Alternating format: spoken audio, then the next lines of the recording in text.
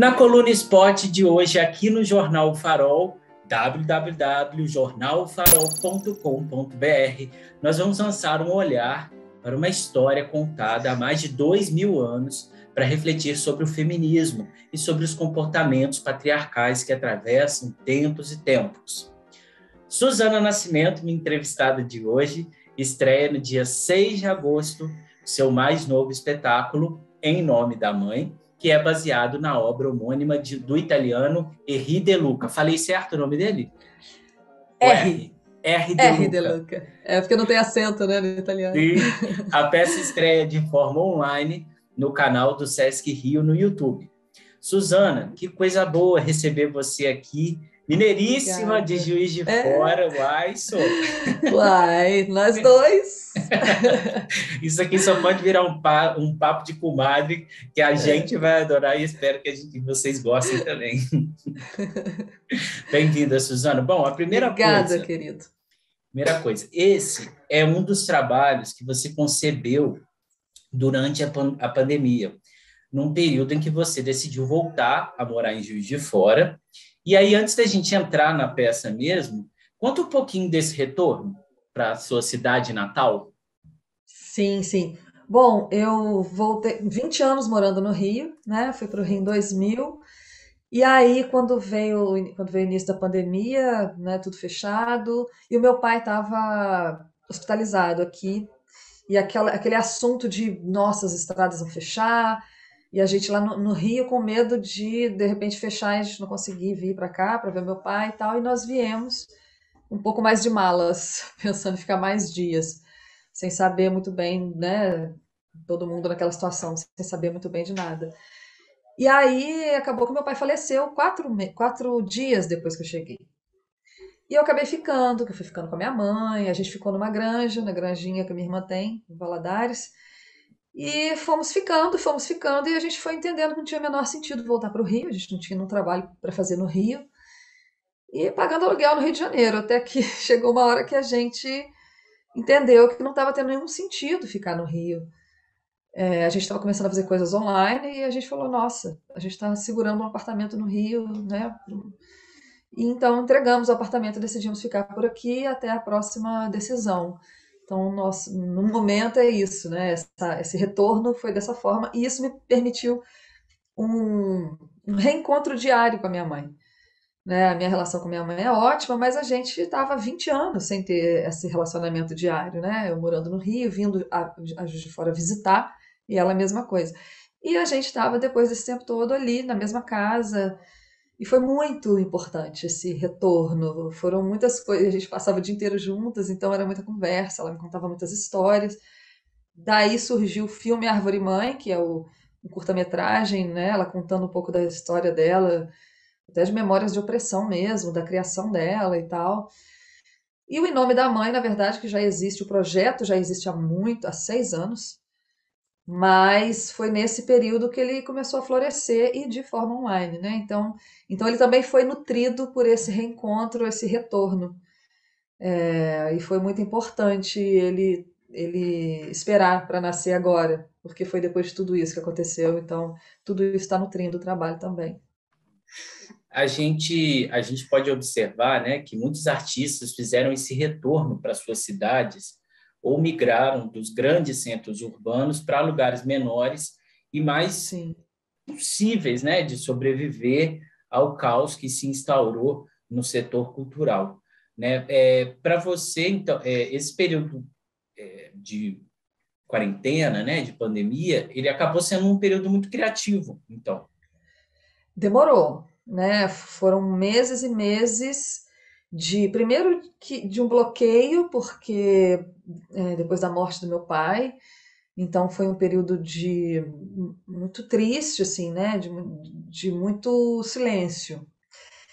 E realmente eu não estava com vontade de fazer nada. Tava realmente, fiquei lá, mas eu comecei a entender que tudo bem também. Eu estava naquele período, financeiramente tudo bem não, né? Mas assim, em termos de ciclo de vida, eu estava vivendo aquilo ali e tinha sorte de estar num lugar rodeada pela natureza, né? Eu estava num lugar no meio do mato. Então nesse sentido foi um momento de aprofundamento, assim, de verticalização, de autoconhecimento, de um monte de coisas. Pela dor, através da dor, então foi um crescimento. E depois, aí sim, eu comecei a, a entender, assim, o que é que eu vou fazer com isso? O que é que eu vou fazer com isso aqui? Né? E então, aí eu comecei a fazer pequenas coisas e a entender esse caminho. E aí aprender esse caminho online, não só esse caminho online, mas a valorizar e a entender que talvez as coisas estivessem acontecendo da maneira que tinham que acontecer, eu ali, perto da minha mãe, perto da natureza. Então foi um grande resgate de muita coisa, de muitas histórias, e dali, de toda essa relação, aí sim foi se nascendo novamente a vontade de construir coisas criativas, né? Dali nasceu também a Botica de Histórias, né? Que é um perfil que eu criei para contar histórias, para falar dessa relação com a ancestralidade, com a natureza. Tá tudo conectado. Dali nasceu o filme, o Federico gravou um disco inteiro, meu companheiro, que também faz a trilha da peça.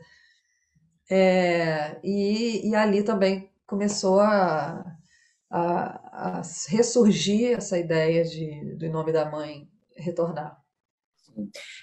O Em Nome da Mãe aborda o feminismo, né? E eu imagino que muito, como você disse, pelo encontro seu com a sua mãe, né? Você anda envolvida com outros projetos que tocam neste tema, você já falou de alguns. Uhum. Conta mais um pouquinho sobre esses outros projetos. Sobre a Botica de Histórias que A você Botica diz de e o Histórias e o filme que você fez com a sua mãe, né? filme Árvore Mãe. Então, a Botica de Histórias foi nasceu muito como resultado desse período de reconexão com a minha mãe e com a natureza, né? E com esse período de mergulho para dentro mesmo, né? E as nossas histórias, eu costumo dizer que assim, as histórias elas estavam aqui antes da gente chegar e elas vão continuar depois que a gente for embora. Então vamos respeitá-las, né? E são elas que nos formam. Então a Botica foi também um retorno meu a essa contadora de histórias que eu já praticava. Mas, e aí foi isso, eu criei esse perfil, comecei a gravar vídeos ali no meio da natureza, contando histórias e refletindo sobre a nossa ancestralidade, sobre a conexão, essa harmonia com a natureza e como que as histórias nos constroem, nos transformam e o poder que elas têm. E junto com isso, também tudo conectado ali, veio o Árvore Mãe, porque na verdade ele não seria um filme em si. Eu comecei a escrever um roteiro de um filme maior, que era na verdade uma carta para o meu pai, contando como estavam as coisas, contando que eu estava com a minha mãe na granja, que o Brasil já estava, na época, com 40 mil mortos, quando eu comecei a escrever o roteiro, e contando a situação. Só que aí a cena que eu gravei com a minha mãe, um dia ela virou para mim e falou: "Ah, Zaninha, você pode retoca meu cabelo, que eu tô com a raiz branca?" Aí eu falei, eu acho que vou fazer umas perguntas para ela, enquanto eu retoco o cabelo dela. E comecei a perguntar sobre. E aí foi esse resgate mesmo da história dela, de quem foi essa minha mãe, que a gente está acostumada a olhar para a mãe da gente só como mãe, né? Como é que é quando a gente olha para a mãe da gente e vê uma mulher, e não só uma mãe, né? Que são entidades diferentes, são arquétipos diferentes. A gente pode dizer que são instituições sociais diferentes. São instituições sociais diferentes. E a gente, filho, como filho, no lugar de filho, sempre olha para elas como mãe, mas e esse exercício de olhar e pensar que ela é uma mulher, assim como eu sou. Ela já foi uma menina, assim como eu fui. Então, esse olhar foi mudando. E aí foi nesse momento de retoque de raízes do cabelo que eu encontrei o retoque de raízes da história. É, e foi muito simples, foi de uma forma muito despretensiosa. Ela começou a contar e ela fala uma frase muito forte. No meio da história que ela contava, ela fala assim: Ah, a gente foi criado para isso, para obedecer, aceitar tudo. E assim, é assim mesmo. Sempre foi assim. Já dado, já tá dado, sabe? E aí, eu ouvindo aquilo e entendendo assim como é isso, a gente é criado para isso, para obedecer, aceitar tudo. A própria Maria, protagonista do espetáculo, é um exemplo disso, né? Então, o An- olhar sobre ela é que muda, a gente muda o ponto de vista sobre ela para a gente tentar refletir sobre uma outra mulher. Antes de você entrar no Em Nome da Mãe, como que você chegou até esse texto? Esse texto, na verdade, quem me apresentou o autor R.D. Luca foi o Federico, meu companheiro, que é italiano, né? O autor é italiano, ele já conhecia. Quem me falou pela primeira vez do livro, desse texto especificamente, foi a Maria Gadu. Numa conversa, ela e o Federico falou do autor e ela falou desse livro. Eu falei, que interessante, vou procurar esse livro. E aí, a primeira vez que eu li o livro foi numa viagem de avião. Estava indo fazer algum trabalho e eu li o livro inteiro nas horas que eu estava dentro do avião e eu caí em prantos dentro do avião. Assim, eu comecei a chorar sozinha, sentada no banco do avião, quando eu terminei de ler o livro. E eu não entendia como é que aquilo me tocava tanto, me arrebatou. E fiquei sem entender, que eu não sou mãe, né? E eu falei, por que essa história está me tocando tanto sobre essa mãe mais conhecida do mundo?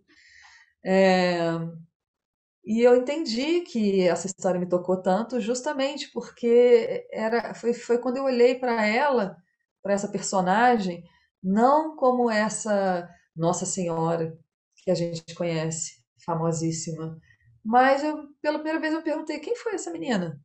O que ela sentiu? O que ela pensou? O que ela sonhou? Ninguém fala disso, não se fala disso.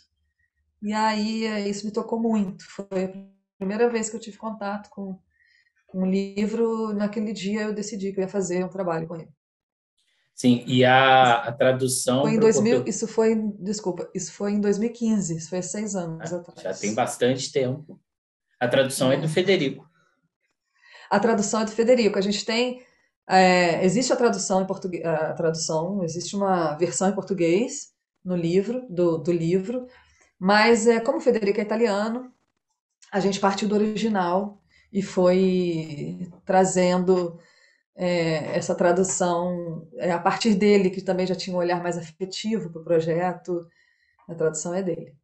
Sim, e os ensaios, eles foram feitos de forma online, né? Na maior Sim, parte do tempo, entre você, a diretora, que é a Miwai Yanagisawa, falei certo, e o Federico Pupi, que é quem assina a sim. tradução do livro e a trilha sonora da peça.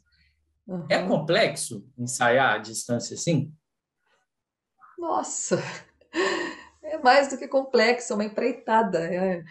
Imagina, a gente ficou quase 3 meses, 2 meses e meio, eu aqui, a Miwa no Rio, e o Federico aqui também. Só que a gente levantou o espetáculo inteiro quase que na base da imaginação. Assim, a gente ia fazendo, ia construindo. Eu estava construindo o texto à medida que os ensaios iam acontecendo, né? Porque o espetáculo não é só uma adaptação do livro.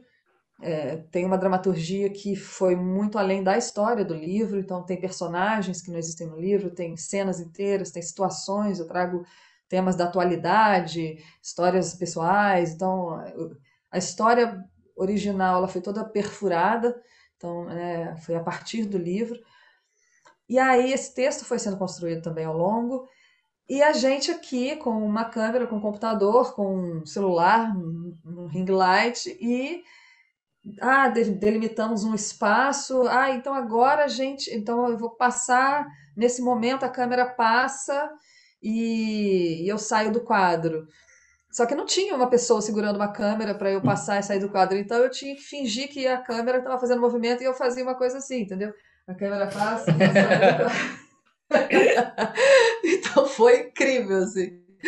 E a gente, com isso, levantou o espetáculo todo, sabe? Dessa forma, e dando distanciamento. Aqui a gente está no primeiro plano, aqui eu estou mais ou menos no plano médio, lá atrás a gente pega o todo, e sempre imaginando que o todo é muito maior do que esse quarto, né? Um teatro, que foi gravado num teatro. Então, foi muito exercício de imaginação. E ao longo, algumas leituras que a gente fez e convidou pessoas bem próximas da equipe, pessoas que para assistirem às leituras, né?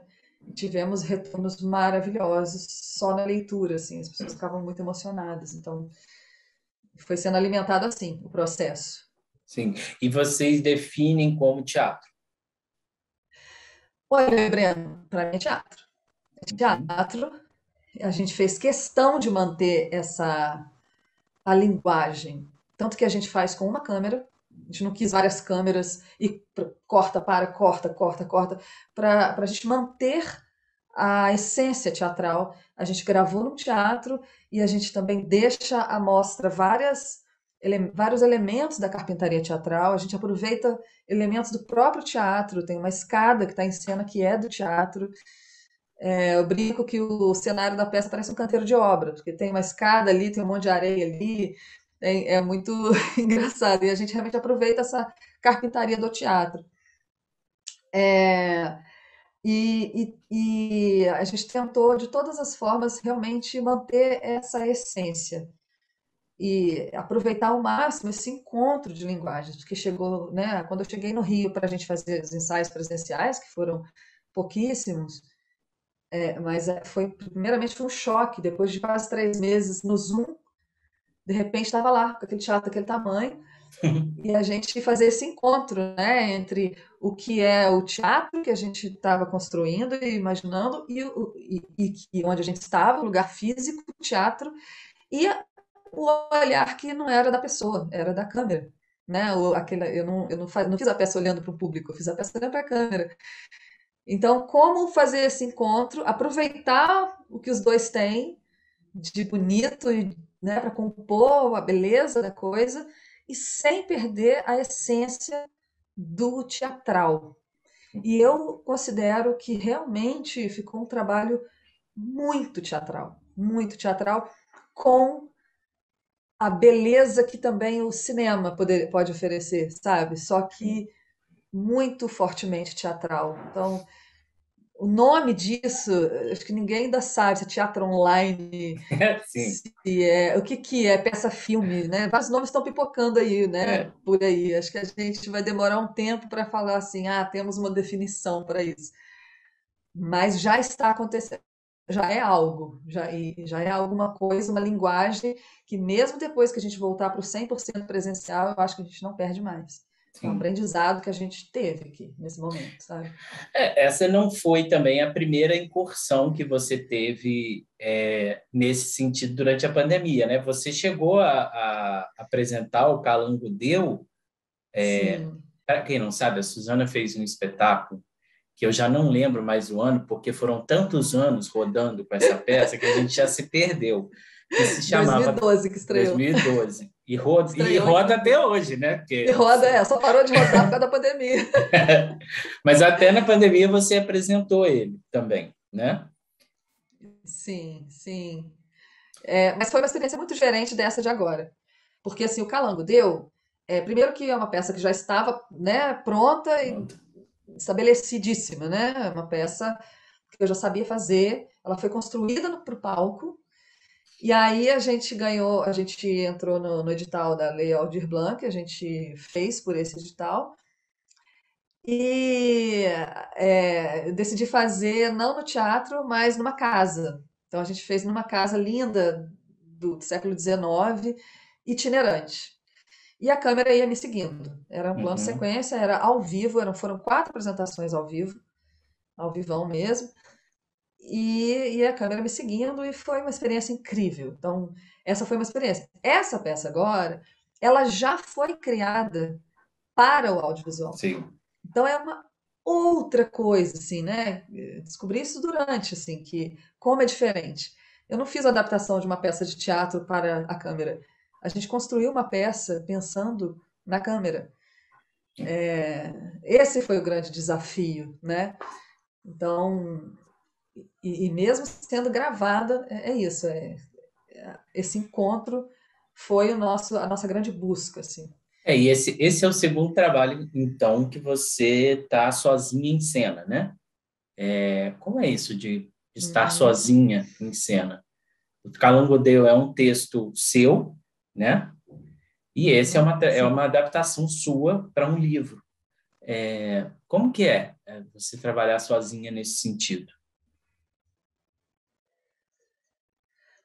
Olha, sozinha a gente nunca tá, né? A gente pode até estar Exatamente. Em sozinha ali em cena, né? cena, mas, Assim, né, em cena, porque é incrível eu fazendo aqui o texto para o programa da peça, os créditos do vídeo, e eu pensei, gente, só eu apareço ali, mas olha quanta gente envolvida nesse negócio, sabe? Quanta gente fazendo teatro, quanta gente contribuindo, isso é tão bonito. Por isso que a cultura sofreu tanto, né? Porque tudo que a gente faz é coletivo, né?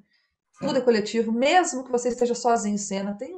Nossa, tem uma equipe ali junto que faz a coisa acontecer junto.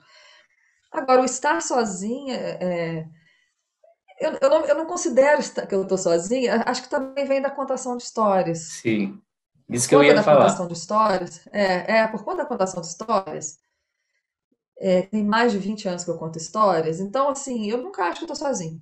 Eu sempre acho que, assim, eu estou aqui, você está aí e o encontro é esse. É isso, sabe? Não tem essa de eu tô sozinha, não. Eu tô com você. Eu tô com você. Não tem outro jeito. Nós estamos aqui juntos. Tão importante quanto a história que eu conto é o encontro promovido por essa história. Então, eu já parto daí. Então, eu nunca acho que eu tô sozinha. Claro que é muito gostoso quando você tem um parceiro em cena para você trocar, né? É muito bom bater boca em cena. É muito bom a gente trocar em cena com alguém, né? É muito gostoso a gente jogar, é o jogo, né? Mas como não tem uma pessoa em cena jogando comigo, quem joga comigo é quem está aí do outro lado. Quem joga comigo, o jogador é o público. Então, isso eu trago muito forte da contação de histórias. Isso na Dona Zaninha, né? A personagem do Calango Deu é muito forte, porque a Dona é uma peça muito interativa, né? Tanto que na peça que a gente fez online, a gente deixou o chat aberto para as pessoas irem falando. De vez em quando a produção falava uma coisa e eu respondia, é isso mesmo, sei o quê. Uhum. Então, até ali a gente tentou ter uma interação. E agora não tem essa interação durante a peça comigo ele fazendo, porque é gravado. Então foi uma. E ainda fiz a peça olhando para a tela, né, para uma lente de uma câmera, né? Mas sempre é isso, pensando que tem alguém ali atrás, que tem alguém ali. Então eu falava muito pensando na Elisa, que é a diretora de fotografia, que estava com a câmera na mão, na Miwá, e a Nagizal, a diretora que estava ali de frente para mim, e nas pessoas que vão assistir. Então, assim, eu nunca acho que eu tô sozinha. E isso é muito confortante também, sabe? E é esse o jogo, é não perder o jogo, né? É não. Você pode até estar sozinha no palco, mas você saber que existe um jogo acontecendo, tem uma conexão aqui. Sim. Isso é o que segura tudo, eu acho. Quer fazer um convite para o pessoal, em nome da mãe? Quero fazer, quero convidar todo mundo para assistir ao espetáculo Em Nome da Mãe. A dramaturgia é minha e a atuação. Direção da Miwaya Nagzawa, a partir do livro de R. De Luca, sobre a mãe mais conhecida do mundo, Maria de Nazaré. Só que de uma perspectiva humana. Muito antes dela virar Nossa Senhora, ela foi uma menina, ela foi uma moça, ela foi uma jovem e que teve muitas coisas para sentir, para pensar e para falar. E nessa peça ela toma a palavra e narra em primeira pessoa a sua própria jornada. Então eu quero convidar vocês para ouvirem pela voz de Miriam, que é o nome dela no original, para assistirem Em Nome da Mãe, que estreia sexta-feira, 6 de agosto, e fica até 29 de agosto, sempre sextas, sábados e domingos, às 19 horas, no YouTube do Sesc Rio.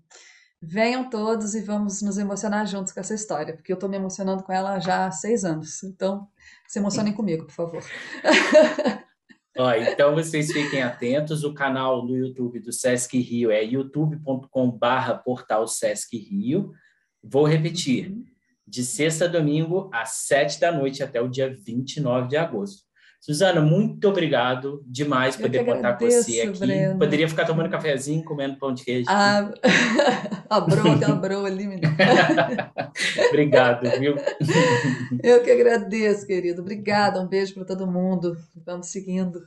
Vamos lá. Ó, para quem está nos assistindo, confira também toda a matéria que a gente está preparando para o espetáculo da Suzana Nascimento aqui no Jornal O Farol. Jornal O Farol, informação à luz dos fatos. Até semana que vem. Essa peça não é sobre uma santa.